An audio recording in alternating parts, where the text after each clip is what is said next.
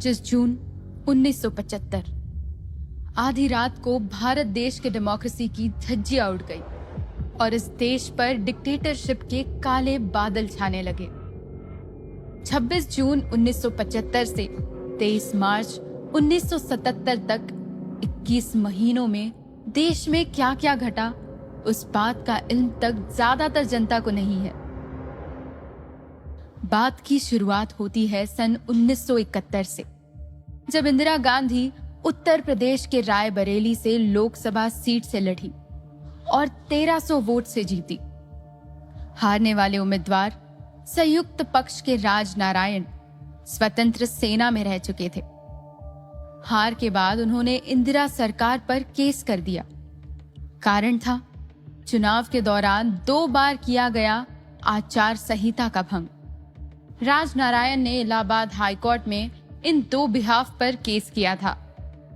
एक, नए दिल्ली के प्रधानमंत्री सजीव यशपाल कपूर ने रायबरेली में इंदिरा गांधी के चुनाव का संपूर्ण संचरण किया था, जो कि कायदे के अनुसार कोई सरकारी कर्मचारी नहीं कर सकता।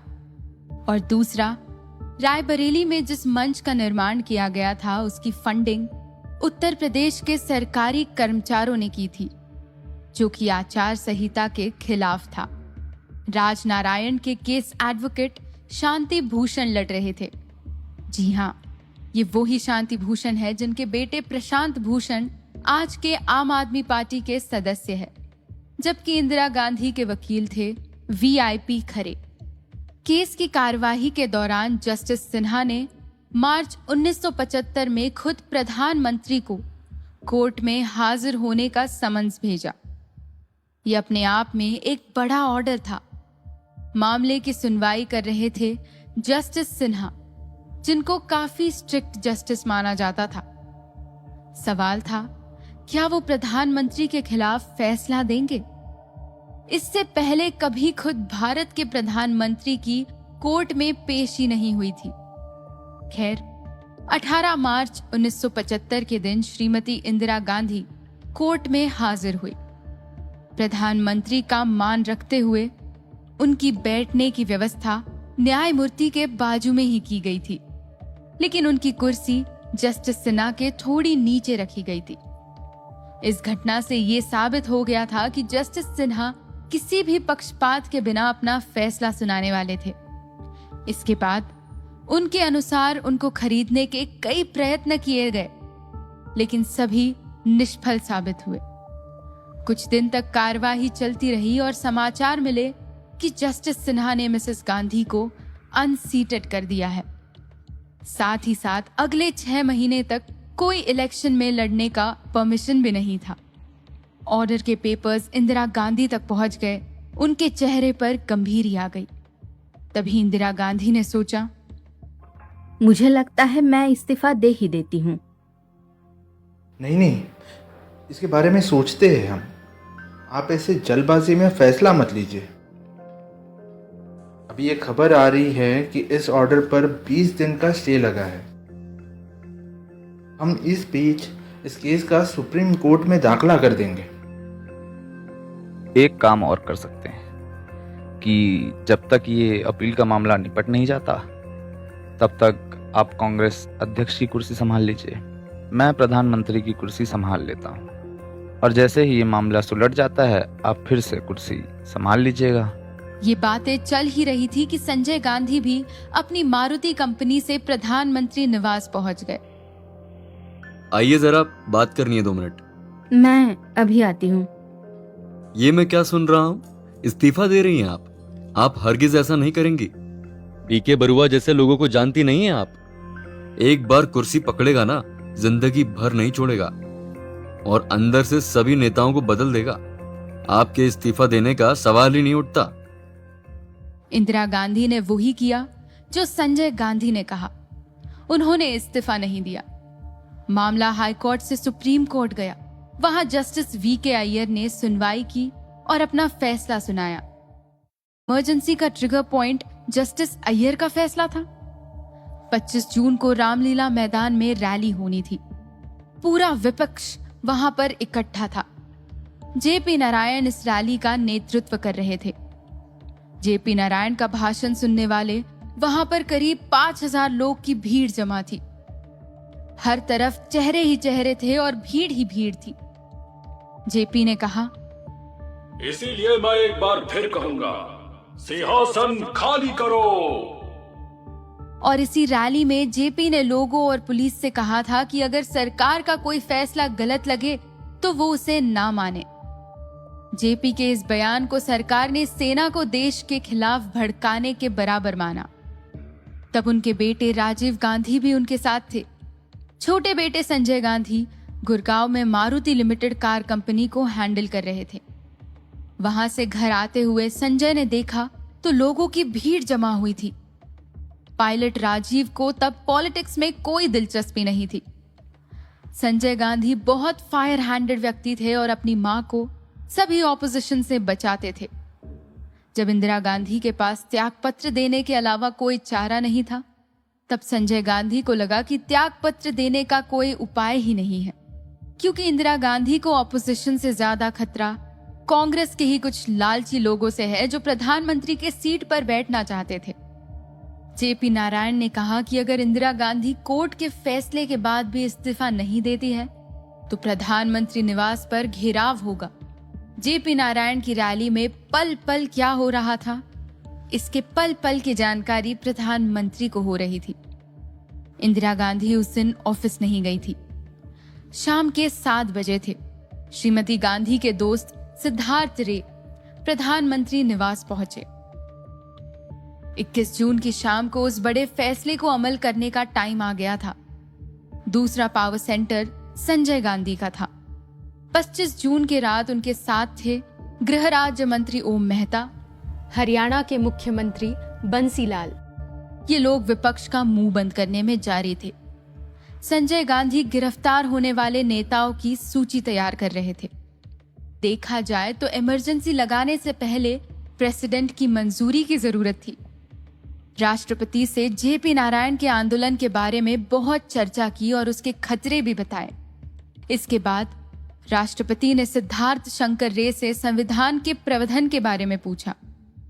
वकालत कर चुके राष्ट्रपति अहमद भी उनसे सहमत हो गए और तय हुआ कि आपातकाल घोषित करने के आदेश का ड्राफ्ट और इंदिरा गांधी का लिखित पत्र राष्ट्रपति को भिजवा दिया जाए। इंदिरा गांधी के सचिव आर.के. धवन एक बार फिर राष्ट्रपति भवन पहुंचे। उनके हाथ में चिट्ठी थी, राष्ट्रपति की चिट्ठी। राष्ट्रपति जी ने जिन कागज पर दस्तखत किए थे उन पर ये लिखा था, In exercise of the powers confirmed by clause confirmed by the Article 352 of the Constitution, I, Fakhruddin Ali Ahmed, President of India, declared that emergency exists where the security of India is threatened by internal disturbances. जैसे ही राष्ट्रपति जी ने आदेश किया, पूरा देश इंदिरा गांधी के हाथों में आ गया और वो हुआ जिसका डर था। सब तरफ गिरफ्तारियां शुरू हुई। अब देश को इंदिरा गांधी के इस राजनीतिक आपत्ति से कोई नहीं बचा सकता था। उन्हें सिर्फ धारा 352 इमरजेंसी ही बचा सकती थी। इमरजेंसी आखिर क्या है? भारत को अगर बगावतखोरों से संकट हो तो इस हालात में देश के राष्ट्रपति इमरजेंसी घोषित कर सकते हैं। इमरजेंसी के दौरान केंद्र सरकार राज्य सरकार को शासन चलाने का फरमान दे सकती है। धारा 19 के अनुसार भारतीय नागरिक को दिए हुए मूलभूत अधिकार इमरजेंसी के दौरान प्रतिबंधित रहते हैं। व्यक्ति की स्वतंत्रता, अभिव्यक्ति की स्वतंत्रता, देश में प्रवास करने की स्वतंत्रता, रोजगार और समाचार की स्वतंत्रता जैसे कई अधिकार नागरिकों के लिए खत्म हो जाते हैं। उस रात इंदिरा गांधी और संजय गांधी की बातचीत के बाद पूरा रोड मैप तैयार था। इंदिरा गांधी को इसे इम्प्लीमेंट करने के लिए बस एक बहाने की जरूरत थी और उन्हें बहाना मिल भी गया था, क्योंकि 23 जून 1975 के दिन विरोध पक्ष के नेताओं ने जयप्रकाश नारायण को इंदिरा गांधी के खिलाफ आंदोलन करने के लिए खड़ा कर दिया और उन्होंने ये जिम्मेदारी उठा भी ली थी, क्योंकि इलाहाबाद हाईकोर्ट में दोषी करार होने के बाद भी अगर इंदिरा गांधी सत्ता नहीं छोड़ती तो वो लोकशाही का खंडन माना जाता। इसलिए विरोध के लिए नारायण ने रैली का आयोजन किया और हजारों लोग उसमें शामिल हुए। जयप्रकाश नारायण एक गद्दावार व्यक्तित्व के मालिक थे। उन्होंने न सिर्फ लोगों को आह्वान दिया, बल्कि उन्होंने पुलिस और मिलिट्री को सरकार के गैर कानूनी हुक्म न मानने की गुजारिश भी की थी। बस श्रीमती गांधी के मुताबिक धारा 352 के तहत आर्म रिबेलियन का ये अच्छा मौका था। 25 जून 1975 को रैली से थक कर लौटे जेपी नारायण विश्राम कर रहे थे और तभी रात के 2 बजे देश के संविधानशाली नेता को आजादी के बाद फिर से एक बार गिरफ्तार कर लिया गया। और बहनों, राष्ट्रपति जी ने आपातकाल की घोषणा की है। इससे आतंकित होने का कोई कारण नहीं है। The President has proclaimed emergency. This is nothing to panic about. छात्रों ने बिहार के सरकार हटाने की मांग चालू कर दी। इस रवैये ने जेपी नारायण को विचलित कर दिया। ऑल इंडिया रेडियो पर श्रीमती गांधी के इस बयान के बाद देश में चारों ओर इमरजेंसी लागू हो चुकी थी। 26 जून 1975 की सुबह एक सुबह न होकर रात थी। देश में अफरा तफरी का माहौल था। संजय और इंदिरा गांधी ने किन किन को जेल में भेजना है उसकी पूरी लिस्ट तैयार की थी। कहा जाता है कि उस वक्त श्रीमती गांधी ने विरोधियों की जासूसी रॉ यानी कि रिसर्च एंड एनालिसिस विंग से करवाई थी। यूं तो चीन के आक्रमण के बाद इस ऑर्गेनाइजेशन को विदेश में जासूसी करने के लिए बनाया गया था, लेकिन इमरजेंसी के दौरान इसे विरोधियों के खिलाफ ही इस्तेमाल किया गया। गिरफ्तारी के लिए maintenance of internal security act यानी कि मीसा के कानून का इस्तेमाल किया गया। मीसा द्वारा पकड़े गए लोगों को अदालत में हाजिर करने की आवश्यकता नहीं थी। रात को ही मुरारजी देसाई, जयप्रकाश नारायण की गिरफ्तारी करवाई गई। उनके बाद ही राजनारायण, मधु दंडवते, मृणाल गोरे, समर गुहा और विजय गोयल जैसे दिग्गजों को भी पकड़ लिया गया। उस वक्त के दिल्ली यूनिवर्सिटी के स्टूडेंट काउंसिल के हेड अरुण जेटली और 18 साल के रजत शर्मा को भी पकड़ लिया गया। साथ ही थे अटल बिहारी वाजपेयी और लाल कृष्ण अडवाणी, जो कि बैंगलोर की जेल में डाल दिए गए। ये महज तानाशाही की शुरुआत थी। एक बार श्रीमती गांधी जी ने विदेशी इंटरव्यू में कहा था कि इतिहास में एक शक्तिशाली शख्सियत के रूप में दर्ज होना चाहती हूं, कुछ हद तक नेपोलियन की तरह, क्योंकि वो कभी भी भुलाए नहीं जाएंगे। आज जब इस केस का पोस्टमार्टम करते हैं तो वो कहते हैं कि उस समय कोई इंटरनल और आउटरनल डिस्टर्बेंसेस नहीं थे। खैर, सच चाहे जो भी हो, उस वक्त देश पर इमरजेंसी थोपी गई और ऑल इंडिया रेडियो पर इंदिरा गांधी का ये बयान था। भाइयों और बहनों, राष्ट्रपति जी ने आपातकाल की घोषणा की है। इससे आतंकित होने का कोई कारण नहीं है। The President has proclaimed emergency. This is nothing to panic about. सुबह के 3 बजे तक इंदिरा गांधी बंगाल के चीफ मिनिस्टर सिद्धार्थ शंकर रे ये फैसला कर रहे थे कि लोगों को आपातकाल का मतलब कैसे समझाया जाए, क्योंकि इससे 3 घंटे पहले देश में इंटरनल इमरजेंसी लगा दी गई थी। मीटिंग खत्म होने के बाद गृह राज्य मंत्री ओम मेहता की मुलाकात सिद्धार्थ शंकर रे से हुई। को पता चला सभी अखबारों की बिजली काट दी गई है, अब अखबार छाप ही नहीं सकता। नहीं, ये तो गलत है, ये अफवाह है, क्योंकि हमारी प्राइम मिनिस्टर ऐसा कुछ नहीं चाहती। अखबार क्या, कल तो हाईकोर्ट के दरवाजे भी नहीं खुलेंगे। खैर, मैं चलता हूं। कुछ समय पहले तक सिद्धार्थ रे प्रधानमंत्री के साथ थे। इमरजेंसी कैसे लगाई जाए इस पर सलाह दे रहे थे। होम मिनिस्टर ओम मेहता की बातों से हैरान होकर वो फिर से प्रधानमंत्री से मिलने पहुंचे। सिद्धार्थ रे इंतजार करते रहे, लेकिन कुछ समय बाद इंदिरा गांधी नहीं, उनके बेटे संजय गांधी बाहर आए। सिद्धार्थ रे इंदिरा गांधी के बहुत करीब थे, लेकिन संजय गांधी के तौर तरीके उन्हें पसंद नहीं आते थे। क्या हुआ? क्या ये सब सच है? आप लोग नहीं जानते सरकार चलाना। क्या हुआ सिद्धार्थ? अभी अभी मैंने सुना कि प्रेस की बिजली काट दी गई है और हाईकोर्ट को तो ताले लगाए जा रहे हैं। नहीं, ऐसा तो कुछ नहीं है। अगर ऐसा नहीं है तो ठीक है, मगर ऐसा है तो ये बहुत गलत हो रहा है। सिद्धार्थ रे इंदिरा गांधी के बहुत अच्छे दोस्त थे। उन्होंने उनकी बायोग्राफी लिखने वाली पुपुल जयकर को बताया कि कुछ देर बाद इंदिरा लौटी तो उनकी आंखें लाल थी और वो बहुत रुस्वाई सी थी। सिद्धार्थ, कल बिजली नहीं काटी जाएगी और हाई कोर्ट भी खुलेंगे। अगले दिन हाई कोर्ट तो खुले, लेकिन इक्का दुक्का अखबार ही निकले और ये समझ में आ गया कि इंदिरा गांधी के बदले कोई और फैसले ले रहा था। 26 जनवरी को सुबह 6 बजे अर्जेंट कैबिनेट की मीटिंग बुलाई गई। मीटिंग में आए मेंबर्स को अंदाजा नहीं था कि 6 घंटों में देश कितना बदल गया है। इंदिरा गांधी के 15 मंत्री मीटिंग में मौजूद थे, लेकिन उन्हें पता नहीं था कि मीटिंग किस लिए बुलाई गई। कुछ देर बाद इंदिरा गांधी उनके मंत्री के साथ दाखिल हुई। इमरजेंसी लगाई गई है। जयप्रकाश नारायण, मोरारजी देसाई और भी कई लीडर्स को गिरफ्तार कर लिया गया है। इस फैसले के बाद रूम में खामोशी छा गई। थोड़ी देर बाद कक्षा मंत्री स्वर्ण सिंह ने एक सवाल पूछा।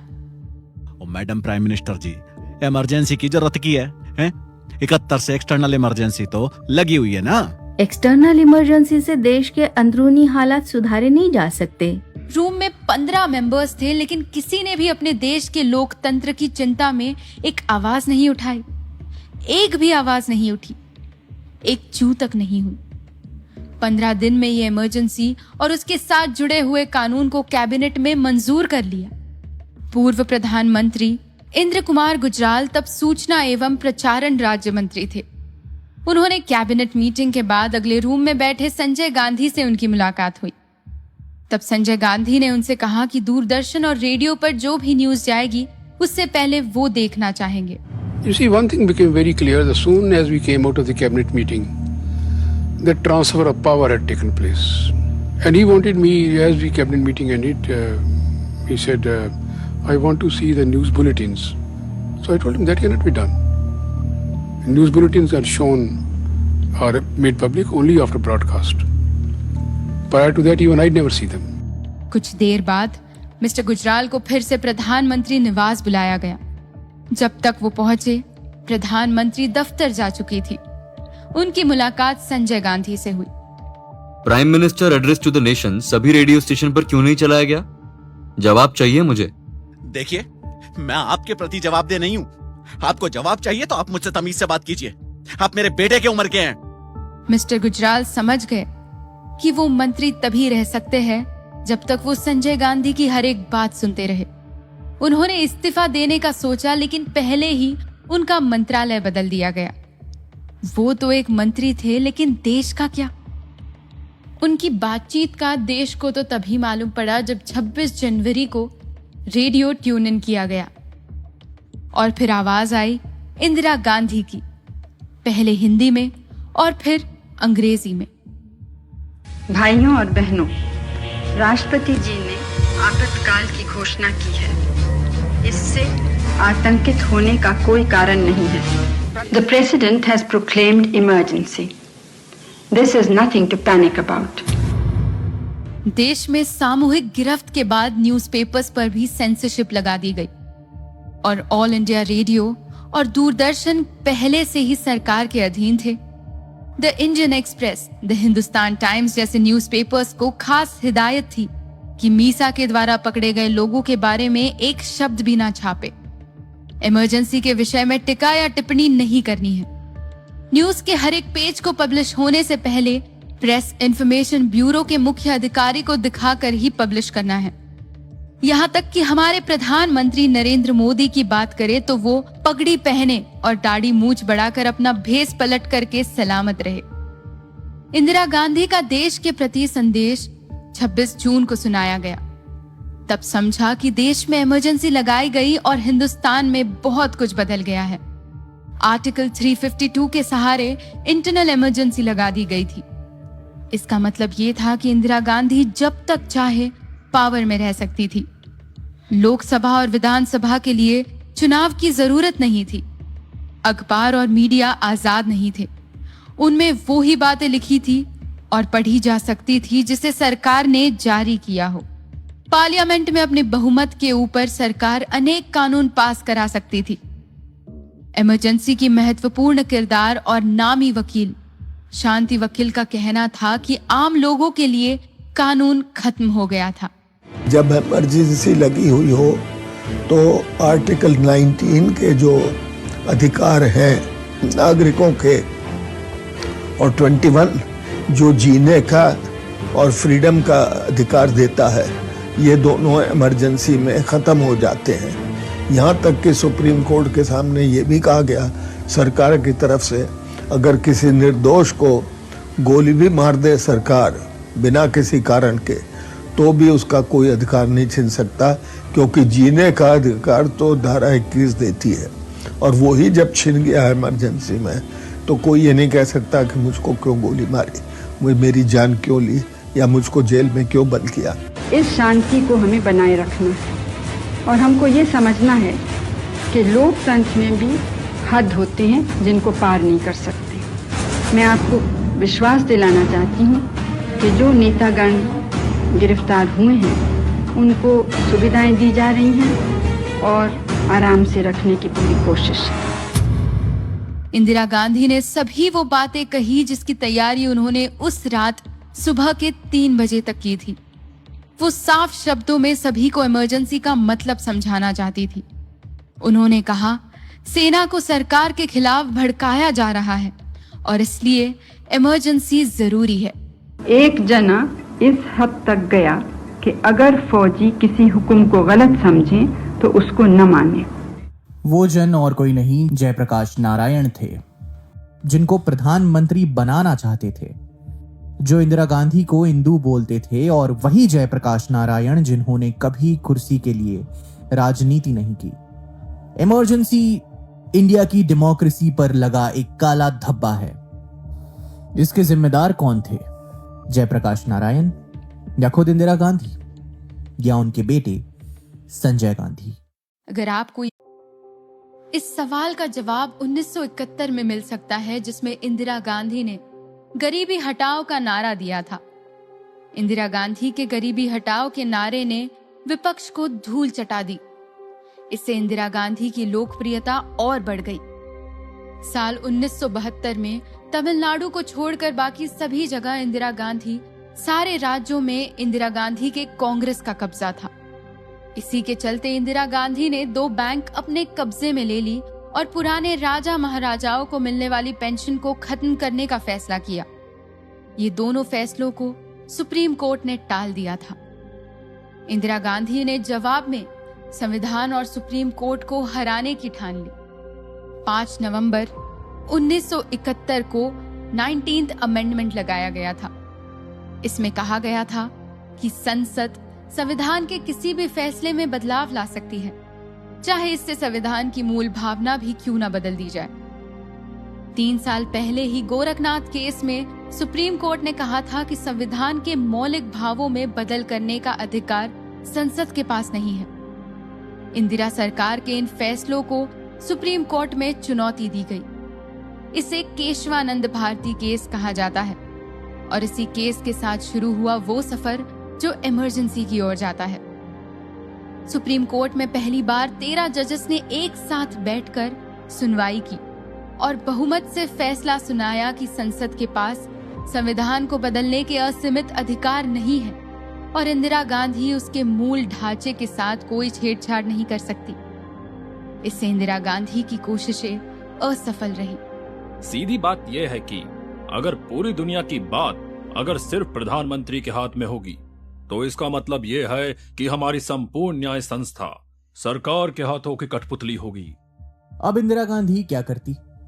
सरकार तो इंदिरा गांधी की ही थी, संसद में बहुमत उनकी थी, देश के राष्ट्रपति भी उन्हीं के थे, क्योंकि उन्हें वहां तक पहुंचाने में इंदिरा गांधी का ही हाथ था। लेकिन जुडिशरी उनकी नहीं थी, इसलिए अब सुप्रीम कोर्ट पर अपना कब्जा चाहती थी कि सुप्रीम कोर्ट सरकार की तरफ हो, सरकार के फैसलों की तरफ हो।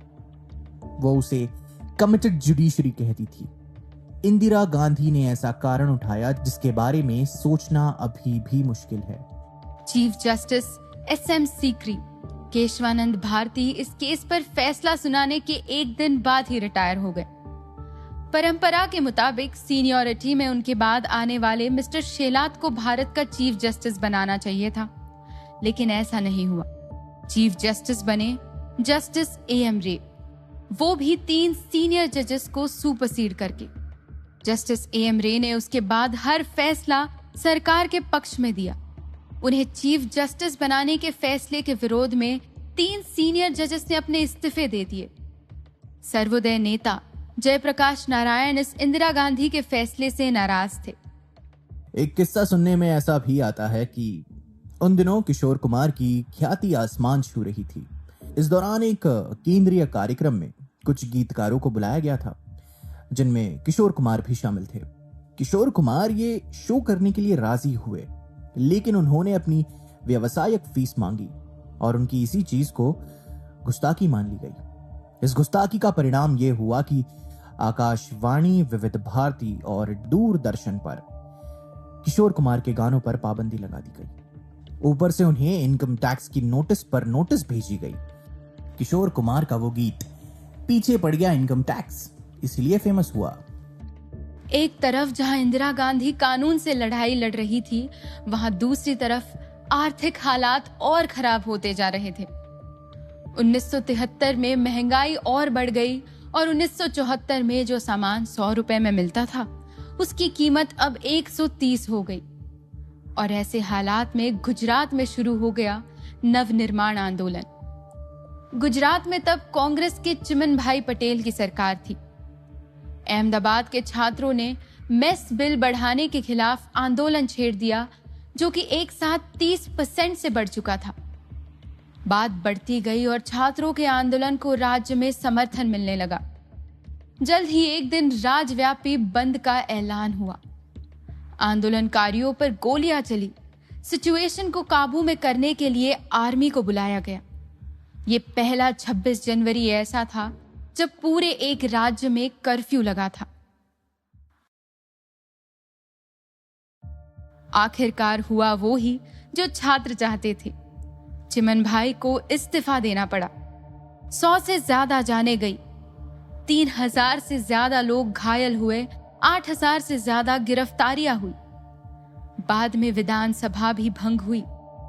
जेपी इससे प्रभावित हुए और उन्होंने एवरी मैन्स में इसके बारे में लिखा। मैं इस नतीजे पर पहुंचा कि जनता को अपनी किस्मत का विधाता खुद बनना होगा, लेकिन ये होगा कैसे? फिर मैंने देखा गुजरात में आम छात्रों ने बड़ा राजनीतिक बदलाव कर दिया। मैंने समझा यही रास्ता है। गुजरात का आंदोलन शांत भी नहीं हुआ था कि बिहार में छात्रों ने आंदोलन शुरू कर दिया। छात्रों और पुलिस में घमासान हो गया। उस वक्त पत्रकार सुरेंद्र किशोर वहां मौजूद थे। मैं उस समय सात मूर्ति के पास था। 18 मार्च को छात्रों और युवकों ने अपनी जायज मांगों के लिए प्रदर्शन किया था विधानसभा के सामने। सरकार को चाहिए था कि प्रदर्शनकारियों से जाकर उनका ज्ञापन ले, उनसे बातचीत करे, लेकिन सरकार के प्रतिनिधि उनके पास नहीं गए। उल्टे उनको भगाने के लिए लाठीचार्ज किया गया। पटना जलाने का सारे कंस्पिरेसी हमारे ऊपर सारे मुकदमे हुए कोतवाली थाना में, और हम लोग जेल में, हम लोग को जेल में बंद कर दिया गया। बांकीपुर जेल में बच्चों को, नौजवानों को, सारे लोगों को। फिर हम लोगों ने देखा कि भाई हम जेल में बन गए, मार्गदर्शन कौन करेगा, देखेगा कौन चीज, बातों को सुनेगा कोई वजनदार आदमी हो, निष्पक्ष और निर्दलीय विचारधारा होना चाहिए। पार्टियां आएगी तो बातें बिखर जाएगी, इसलिए आरोप प्रत्यारोप की पार्टी वाले कर रहे हैं। तो जयप्रकाश जी से अप्रोच किया गया। उन्होंने कहा कि हिंसा, ईंटा मारना, ढेला मारना, ये आप लोग बंद करो। छात्रों ने बिहार की सरकार हटाने की मांग शुरू कर दी। इस रवैये ने जेपी नारायण को विचलित कर दिया। छात्रों पर गुंडा तत्वों का मिलकर हिंसा का आरोप लगा, इसके बारे में आप क्या कहना चाहेंगे? मैंने पहले भी कहा है कि लूट से क्रांति नहीं आती, बदलाव नहीं आते। छात्रों को लोगों के साथ रहकर बदलाव लाना पड़ेगा, ना कि उनके खिलाफ जाकर। बिहार छात्र संघर्ष समिति अब्दुल गफूर की सरकार को हटाने की मांग कर रहे हैं, क्या आप इसके पक्ष में हैं? जहां तक मैं जानता हूं, अब्दुल गफूर ऐसे व्यक्ति हैं जिन्हें कुर्सी की परवाह नहीं, इसीलिए उन्हें खुद की अंतरात्मा के अलावा किसी की सलाह की जरूरत नहीं है। 30 मार्च 1974 को साफ हो गया कि जेपी अब बिहार में कांग्रेस के विरोध के आंदोलन के पक्ष में है। मैं कांग्रेस के इन नियमों के विरोध में हूँ। मैंने इस दिन के लिए आजादी की लड़ाई नहीं लड़ी थी। अब मैं छात्रों और आम जनता के साथ मिलकर आंदोलन का नेतृत्व करूंगा। गांधी जी सत्ता की कुर्सी पर नहीं बैठे। गांधी जी ना राष्ट्रपति हुए और ना प्रधानमंत्री हुए। वो देश की खिदमत और सेवा में लगे रहे। कांग्रेस को लोक सेवकों की जमात बनाना चाहते थे। आज इन लोगों का अधिकार है। शर्म नहीं आती है गांधी का नाम लेते हुए इन लोगों को। जेपी के इस आंदोलन से इंदिरा गांधी के विरोधियों को एक नई आवाज मिली। अब जेपी नारायण ने कांग्रेस के खिलाफ आंदोलन शुरू कर दी थी। इस बात को इंदिरा गांधी ने पर्सनली लिया और उन्होंने वो ही जेपी नारायण को, जो उनको मेरी प्यारी इंदु कहकर बुलाते थे, उनके ऊपर एक सीधा तीर छोड़ा। एक ऐसा आदमी जो पैसे वालों से मदद लेता हो, वो भ्रष्टाचार के बारे में कैसे बात कर सकता है? इंदिरा गांधी के इस भाषण ने दो बड़े नेताओं के बीच, इंदिरा गांधी और जेपी नारायण, लड़ाई शुरू कर दी। लेकिन इंदिरा गांधी की एक और परेशानी भी थी। जयप्रकाश ने सत्ता में बदलाव के लिए पटना में 1974 में साइलेंट प्रोटेस्ट किया और 5 जून की तारीख पर पूरे पटना में ऐतिहासिक रैली को संबोधित किया और यहीं से उन्होंने संपूर्ण क्रांति का नारा दे दिया।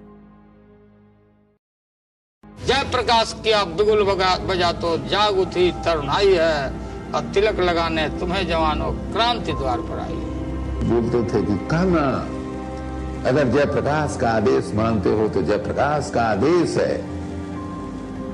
उस दिन गाड़ियां नहीं चलेंगी, दुकानें नहीं खुलेंगी, सब कुछ ठप रहेगा।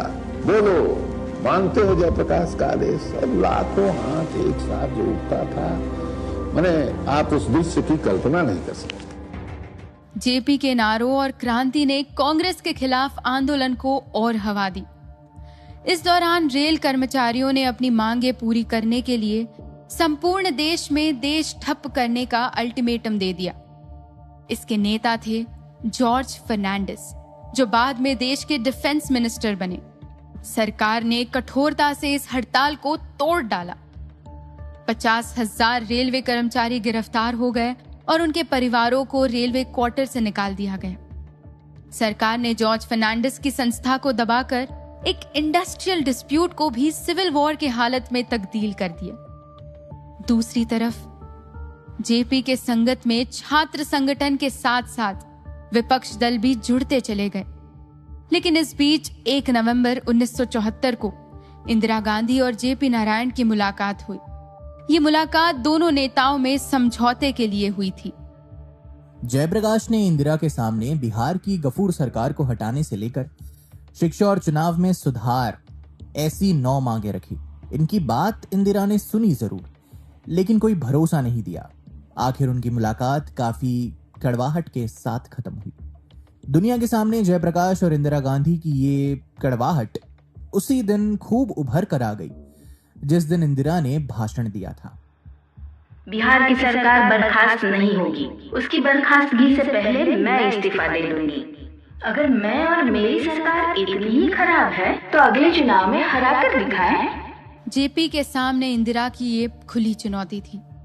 जेपी ने 4 नवंबर 1975 में पटना में मंत्रियों के घरों के घेराव और ऐतिहासिक प्रदर्शन में हिस्सा लिया। इसको रोकने के लिए सरकार ने बहुत कुछ किया। बिहार सरकार ने पूरी ताकत लगा दी थी। कई जगह पर लाठीचार्ज हुआ, आंसू गैस के गोले चले और उन लाठियों के शिकार जेपी नारायण भी थे, जो हमारी आजादी के हीरो थे। एक आजाद देश में पुलिस की लाठियों के बीच वो घायल हुए। इसके 15 दिन बाद एक रैली हुई और उसमें जेपी नारायण ने भाषण दिया। गांधी जी सत्ता की कुर्सी पर नहीं बैठे। गांधी जी न राष्ट्रपति हुए न प्रधानमंत्री हुए। उसी प्रकार से देश की खिदमत और सेवा में लगे रहे, लगे रहना चाहते थे। कांग्रेस को भी लोक सेवकों की जमात बनाना चाहते थे। आज इन लोगों को अधिकार है। शर्म नहीं आती है गांधी का नाम लेने का इन लोगों को? देश की राजनीति अब 2 व्यक्तियों के चारों तरफ घूमने लगी थी। एक थी इंदिरा और दूसरी तरफ थे जेपी नारायण, जयप्रकाश नारायण। लेकिन जल्द ही हालात बदल गए और कोर्ट कचहरी भी इसमें शामिल हो गए। दरअसल इमरजेंसी के पीछे अदालतों के फैसलों को बड़ी वजह माना जाता है। और विरोध होते भी तो कैसे। सरकार का विरोध करने वाले 13,000 से ज्यादा लोग जेल में थे। कुल 1 लाख से ज्यादा लोगों को गिरफ्तार किया गया बिना कारण बताए। सरकार का विरोध करने वालों को कभी भी गिरफ्तार कर दिया जाता था। प्रधानमंत्री के बेटे और राजनीति के उत्तराधिकारी संजय गांधी के हाथों में सत्ता चली गई थी। आपातकाल की ये काल रात्रि 21 महीनों तक चली। चारों ओर इसकी निंदा हो रही थी, मगर कुछ विख्यात लोगों ने संजय एवं इंदिरा गांधी की इस तानाशाही को समर्थन दिया। उनके अनुसार आपातकाल फायदेमंद था क्योंकि सरकारी कर्मचारी समय का पालन करने लगे थे। रेलवेज उनके निर्धारित समय पर चलने लगी थी। जनता अनुशासन का पालन कर रही थी। मगर अफसोस इस बात का है that this was at the cost of freedom and independence, जिसे जीतने के लिए न जाने कितनी जाने गई। जब आपातकाल अपने अंतिम पड़ाव पर था, लोगों में रोष था। पूर्व राष्ट्रपति फखरुद्दीन अली अहमद को रबर स्टैंप नाम की बदनामी मिलने लगी। इंदिरा गांधी पर इंटरनेशनल प्रेशर भी था। इंदिरा जी की असल दुविधा ये थी कि वो वीआईपी बंधकों को कब तक जेल में रखे, और अगर उनको मुक्त किया भी जाए तो उनके द्वारा भविष्य में किया जाने वाला आंदोलन क्या रूप लेगा। किसी तरह वो इन सारे प्रश्नों का हल चाहती थी और इनसे छूटने का एकमात्र रास्ता था चुनाव। ऐसे माहौल में अचानक इंदिरा गांधी ने 18 जनवरी 1977 में इमरजेंसी हटा दी। राजनीतिक कड़ियों को और उन सभी को जिन्होंने इंदिरा गांधी का विरोध किया था, उन सभी को जेल से आजाद कर दिया गया। पॉलिटिकल रैलीज पर प्रतिबंध हटाए गए और अचानक चुनाव का ऐलान कर दिया गया। विरोध पक्ष के नेता भी संगठित न थे। ये सोचकर उन्होंने 1977 में लोकसभा इलेक्शन डिक्लेयर कर दिए। 1977 में चुनाव हुए और मतदारों ने कांग्रेस का सफाया कर दिया। और इस तरह भारत देश पर थोपी गई इमरजेंसी के काल रात्रि का अंत हो गया। लेकिन प्रश्न आज भी कई लोग उठाते हैं कि इमरजेंसी आखिर किसके लिए थी। लेकिन इस उठाए गए कदम का जनता ने चुनाव में करारा जवाब भी दिया। मगर उन 19 महीनों की इमरजेंसी में देश में जो हुआ, उसका जवाब कौन देगा? क्या दुनिया के सबसे बड़ी लोकशाही पर डिक्टेटरशिप के काले बादल लेकर आना इतना आसान था? क्या 2 लोग पूरे देश को अपनी कठपुतली बनाकर रख सकते हैं? खैर, ये तो इतिहास था। मगर आज भी कई लोग जब इमरजेंसी के दौरान के किस्से याद करते हैं तो उनकी रूह कांप जाती है। अगर आपके पास भी ऐसे कुछ किस्से हैं तो हमें कमेंट्स में जरूर बताएं। अगर आपको ये ऑडियो पसंद आया हो तो डिटेल्स में जाकर इसे रेट जरूर करें और हमें कमेंट्स में बताएं कि आपको ये ऑडियो कैसा लगा, ताकि हम ऐसे ऑडियोज और बना सके। सुनते रहिए कुकू FM, सुने जो मन चाहे। वक्त अपनी करवट बदलता है, राजनीतिक हालात बदलते हैं, सत्ता में परिवर्तन होता है और फरवरी 1977 में इमरजेंसी हटा दी जाती है। ऐसा लगता है मानो इमरजेंसी हटने के बाद लोगों ने चैन की सांसें ली। मीडिया से सेंसरशिप हट गई, जेल में कैद नेताओं को रिहा कर दिया गया, नागरिकों को फिर से उनके अधिकार मिले। इमरजेंसी हटने के बाद माहौल कुछ ऐसा बना मानो देश को दूसरी आजादी मिल गई हो। ये सब तब हुआ जब इंदिरा गांधी ने राष्ट्रपति से मिली सिफारिश पर अचानक चुनाव की घोषणा कर दी। देश के लिए मानो एक नया दौर, एक नया अवसर आ गया हो। ये घटना जनवरी 1978 की है, जब शाह आयोग अपनी जांच कर रहा था। इंदिरा गांधी को कटघरे में बुलाया गया। 11 साल तक देश की प्रधानमंत्री रही Indira Gandhi Indira is India, India is Indira कहने वाली ये बुलंद आवाज आज कटघरे में चुप थी। वो कोई भी आधिकारिक बयान देने को राजी नहीं थी। ये 1977 में हुए चुनाव का ही नतीजा था, जिसके बाद जनता पार्टी की सरकार बनी। हुआ यूं कि चुनाव की घोषणा के साथ जैसे ही इमरजेंसी हटाई गई, देश में एक लहर थी जो कांग्रेस के खिलाफ थी, जो इमरजेंसी के दौरान किए गए अन्याय पर, इमरजेंसी के दौरान किए गए जुर्म का हिसाब चाहती थी। पर इंदिरा के सूत्रों के अनुसार 1977 के चुनाव कांग्रेस जीतने वाली थी। यही कारण था कि इंदिरा ने जनवरी 1977 में अचानक चुनाव की घोषणा की थी। जेल से रिहा होने के बाद इंदिरा को चुनौती देने के लिए सारी विपक्षी पार्टियां एक साथ हो गई। जनसंघ, सोशलिस्ट पार्टी, कांग्रेस ओ और भारतीय लोक दल ने मिलकर एक दल बनाया जिसका नाम था जनता पार्टी, और जनता पार्टी के अध्यक्ष बने मोरारजी देसाई। देश के सबसे लोकप्रिय नेताओं में से एक जयप्रकाश नारायण ने जनता से आह्वान किया कि जनता पार्टी को वोट दे और लोकतंत्र को मजबूत करे। मार्च 1977 में चुनाव हुए और चुनाव के नतीजों के साथ ही जनता ने अपना ऐलान कर दिया। कांग्रेस को मात्र 154 सीटें मिली, जबकि जनता पार्टी को 295 सीटों पर जीत मिली। स्थिति यहां तक बिगड़ गई कि कांग्रेस हारी तो हारी, इंदिरा गांधी खुद भी चुनाव हार गई। जनता के फैसले के आगे उन्हें सिर झुकाना ही पड़ा। मोरारजी देसाई देश के नए प्रधानमंत्री बने। वही मोरारजी जो नेहरू की मृत्यु के बाद से प्रधानमंत्री बनने के सपने देख रहे थे। उम्र और तजुर्बे के हिसाब से बनने भी चाहिए थे, पर समय के गणित ने पूरा हिसाब बिगाड़ दिया था। और अब 1977 में जाकर उन्हें ये मौका मिला। चरण सिंह गृह मंत्री, जगजीवन राम रक्षा मंत्री, वाजपेयी विदेश मंत्री बने और इंदिरा को हराने वाले राजनारायण सूचना एवं प्रसारण मंत्री बनाए गए। देश की सरकार में अब ऐसे लोग थे जिन्होंने अभी तक का ज्यादातर समय विपक्षी पार्टियों के रूप में बिताया था। नई सरकार से लोगों को बहुत उम्मीदें थी। लोग चाहते थे कि सत्ता में परिवर्तन के साथ ही सरकार के काम में भी परिवर्तन आए और जमीनी तौर पर परिवर्तन दिखे। पर समय को कुछ और मंजूर था।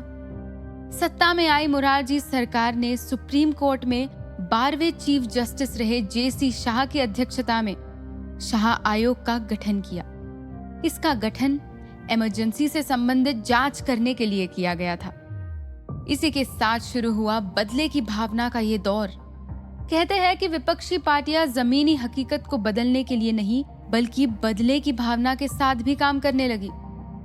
इंदिरा गांधी को अपना एक सफदरजंग रोड स्थित सरकारी आवास छोड़ना पड़ा। इसके बाद वे अकेली पड़ गई। परंतु इसके तुरंत बाद ही जुलाई 1977 को ऐसा कुछ हुआ जिसने इंदिरा को अपने ऊपर फिर से विश्वास दिलाया और वो उठ खड़ी हुई। बिहार में स्थित बेलछी गांव में 11 दलितों को जलाकर उनकी हत्या कर दी गई।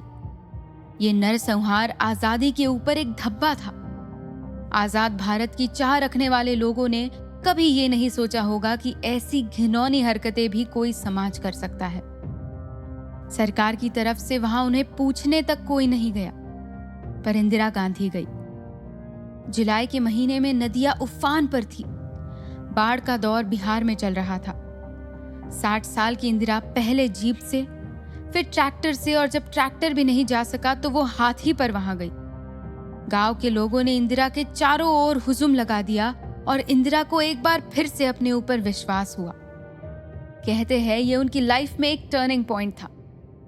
इसके जवाब में इंदिरा को गिरफ्तार करने के लिए सीबीआई की टीम लगा दी गई। लोगों को साफ दिखने लगा कि सरकार का जोर किस तरफ है, सरकार की मंशा क्या है। फिर जनता ने दौर शुरू किया, इंदिरा तुम संघर्ष करो, हम तुम्हारे साथ हैं।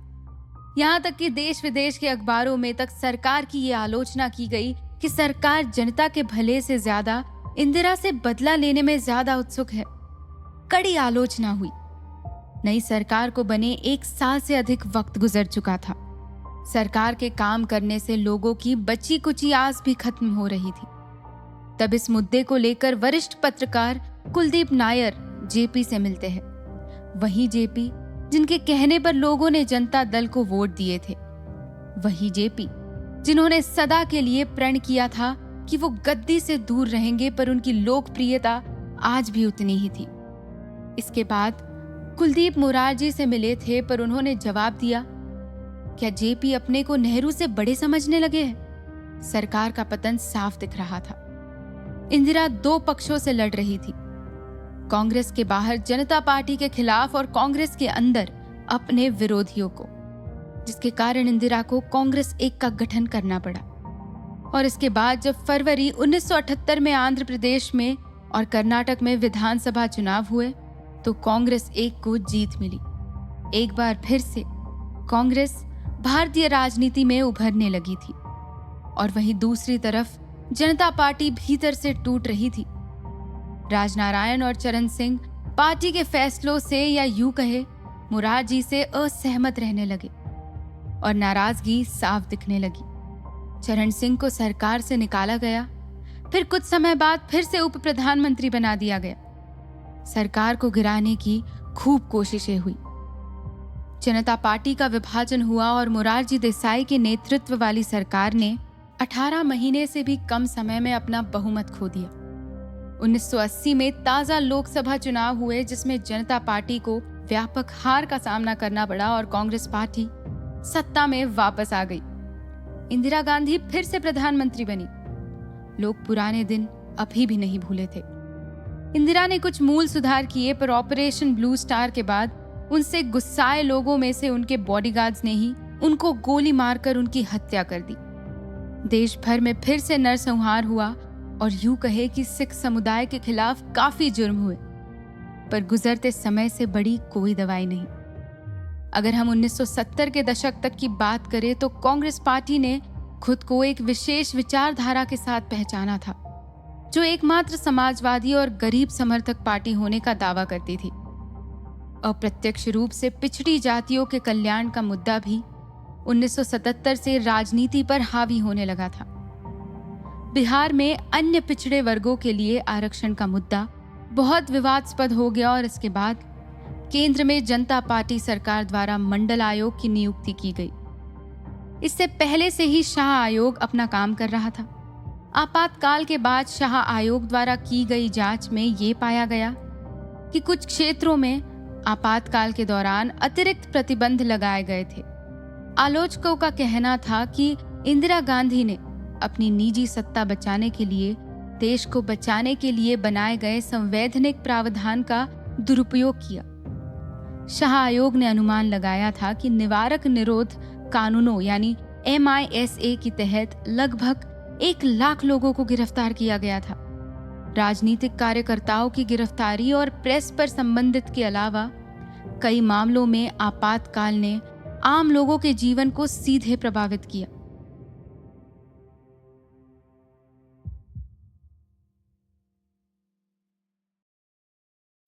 अगर हम इमरजेंसी के दौरान की गई संवैधानिक कार्रवाई की बात करें तो संविधान में पेश किए गए सबसे विवादास्पद संशोधन आपातकाल के दौरान ही लाए गए थे। आपातकाल लगने के तुरंत बाद ही पहली बार 22 जुलाई 1975 को संविधान में 38वां संशोधन पारित किया गया, जिसके अनुसार न्यायपालिका से आपातकाल की न्यायिक समीक्षा करने का अधिकार छीन लिया गया था। यानी इससे पहले तक न्यायपालिका सरकार के द्वारा बनाए गए कानूनों नियमों की समीक्षा कर सकती थी, पर अब यह अधिकार छीन लिया गया। इन अमेंडमेंट्स के 2 महीनों बाद कॉन्स्टिट्यूशन में 39th अमेंडमेंट किया गया।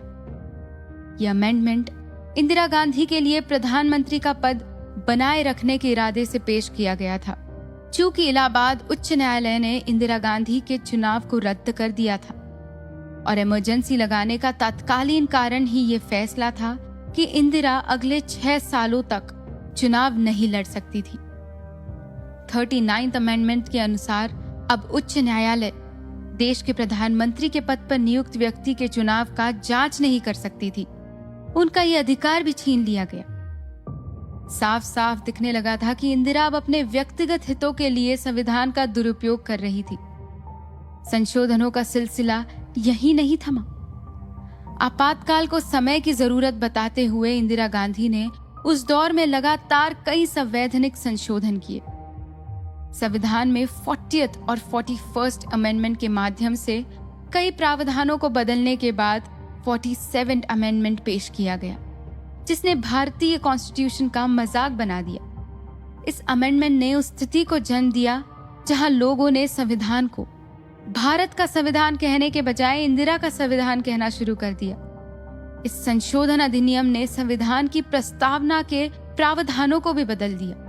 साथ ही इस संशोधन के 59वें खंड ने सर्वोच्च न्यायालय के साथ संसद को सर्वोच्च अधिकार बनाने वाली कई शक्तियों को छीन लिया था, जिसके चलते अब बिना किसी न्यायिक हस्तक्षेप के संविधान के किसी भी खंड में संशोधन करने के लिए प्रधानमंत्री की अनियंत्रित शक्तियां प्रदान की गई थी।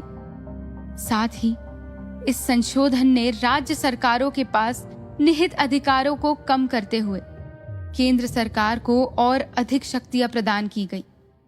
साथ ही संशोधन अधिनियम के अनुच्छेद 368 ने किसी भी संवैधानिक संशोधन को किसी भी आधार पर किसी भी अदालत में प्रश्न में बुलाए जाने से रोक दिया था।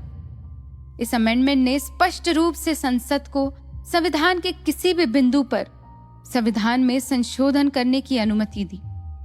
संसद मूल रूप से इंदिरा की ही थी और जो वो कहती वो पास हो जाता था। पर इमरजेंसी हटने के साथ ही इन व्यक्तिगत रूप से लाए गए संशोधनों को अमान्य करार दे दिया गया और संविधान और भी अधिक उभर कर आया ताकि भविष्य में कोई भी इस प्रकार संविधान का दुरुपयोग न कर पाए।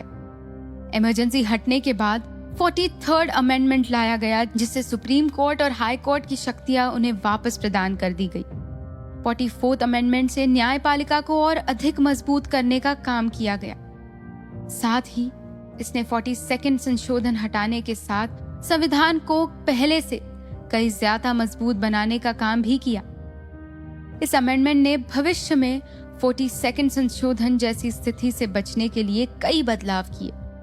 आपातकाल संबंधी प्रावधानों में आंतरिक अशांति के स्थान पर सशस्त्र विद्रोह शब्द जोड़ा गया और इसके साथ ही इस संशोधन ने मौलिक अधिकारों को भी मजबूत किया। ये तब था जब संविधान के 42वें संशोधन में संविधान की शक्तियों को कम कर दिया गया था। 1977 के संविधान में 44th अमेंडमेंट के रूप में लोकप्रिय संविधान में संशोधन की शुरुआत इंदिरा गांधी के नेतृत्व वाली भारतीय राष्ट्रीय कांग्रेस ने आपातकालीन अवधि के दौरान की थी। इन्हीं संशोधनों को भारत के इतिहास में सबसे विवादास्पद माना गया, क्योंकि इसमें संवैधानिक वैधता का अनुपालन करने वाले निर्णयों के उच्चारण में सर्वोच्च न्यायालय और उच्च न्यायालय की शक्ति को प्रतिबंधित करने का काम किया गया था। खैर, समय के इस चलते चक्रव्यूह में सरकारों का दौर आता और जाता रहा। जनता का जनता द्वारा जनता के लिए शासन आज भी सर्वश्रेष्ठ है। समय के इन ज्वार भाटों ने हमारे संविधान को और अधिक मजबूत किया और लोकतंत्र को सशक्त नींव दी, जिस नींव पर आज की सरकारें कल का भविष्य लिख रही है और लोकतंत्र